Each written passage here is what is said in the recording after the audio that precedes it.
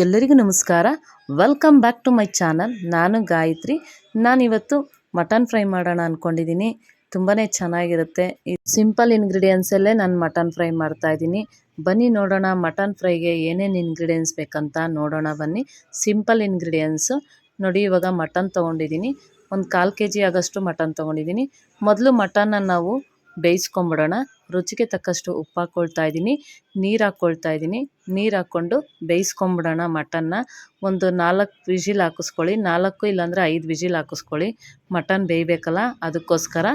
ಈಗ ಸ್ಟವ್ ಹಚ್ಕೊಂಡು ತವ ಇಟ್ಕೊಂಡಿದ್ದೀನಿ. ತವಾಗೆ ಎಣ್ಣೆ ಹಾಕ್ಕೊಳ್ತಾ ಇದ್ದೀನಿ. 1 ಸ್ಪೂನು ಸೋಂಪು ಹಾಕ್ಕೊಳ್ತಾ ಇದ್ದೀನಿ. 2 ಪೀಸ್ ಚಕ್ಕೆ ಹಾಕ್ಕೊಂಡಿದ್ದೀನಿ. ಲವಂಗ ಒಂದು 5 ಹಾಕ್ಕೊಂಡು ಫ್ರೈ ಮಾಡ್ಕೊಳ್ತಾ ಇದ್ದೀನಿ. ಇದು ಫ್ರೈ ಮಾಡ್ಕೊಂಡಿದ್ದಾದಮೇಲೆ ಪುದೀನ ಸೊಪ್ಪು ಸಣ್ಣಗೆ ಕಟ್ ಮಾಡಿ ಇಟ್ಕೊಂಡಿದ್ದೆ, ಅದನ್ನು ಸ್ವಲ್ಪ ಹಾಕ್ಕೊಳ್ತಾ ಇದ್ದೀನಿ.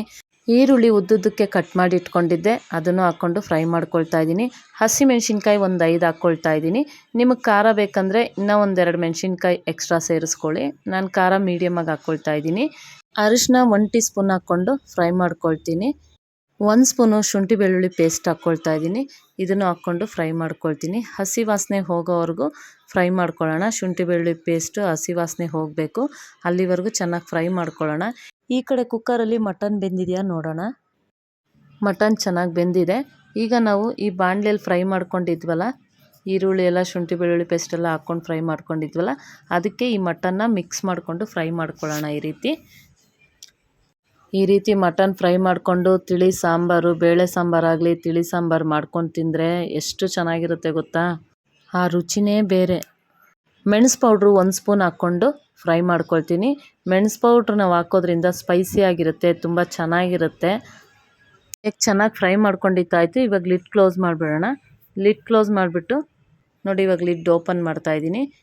ಮಟನ್ ಎಲ್ಲ ಚೆನ್ನಾಗಿ ಬೆಂದಿದೆ. ಇವಾಗೆಲ್ಲ ಚೆನ್ನಾಗಾಗಿದೆ ನೋಡಿ, ಎಲ್ಲ ಚೆನ್ನಾಗಿ ಎಣ್ಣೆ ಬಿಟ್ಕೊಂಡಿದೆ.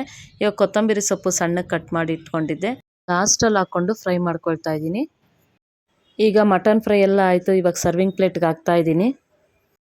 ನೀವು ಟ್ರೈ ಮಾಡಿ ಫ್ರೆಂಡ್ಸ್. ಮಟನ್ ಫ್ರೈ ಹೇಗೆ ಮಾಡಿದ್ದೀನಿ ಅಂತ ಕಮೆಂಟ್ ಹಾಕಿ ಹೇಳಿ. ನನ್ನ ವಿಡಿಯೋ ಇಷ್ಟ ಆದರೆ ಲೈಕ್ ಮಾಡಿ, ಕಮೆಂಟ್ ಮಾಡಿ, ಶೇರ್ ಮಾಡಿ ಫ್ರೆಂಡ್ಸ್. ಮತ್ತು ಸಬ್ಸ್ಕ್ರೈಬ್ ಮಾಡ್ಕೊಂಡು ನೋಡಿ. ನೀವು ಸಬ್ಸ್ಕ್ರೈಬ್ ಮಾಡ್ಕೊಂಡು ನೋಡಿದ್ರೆ ನಾನು ಯಾವುದೇ ಒಂದು ವಿಡಿಯೋ ಹಾಕಿದ್ರು ಫಸ್ಟ್ ನೋಟಿಫಿಕೇಷನ್ ನಿಮಗೆ ಬರುತ್ತೆ. ಹೀಗೆ ಸಪೋರ್ಟ್ ಮಾಡ್ತಾಯಿರಿ. Thank you friends.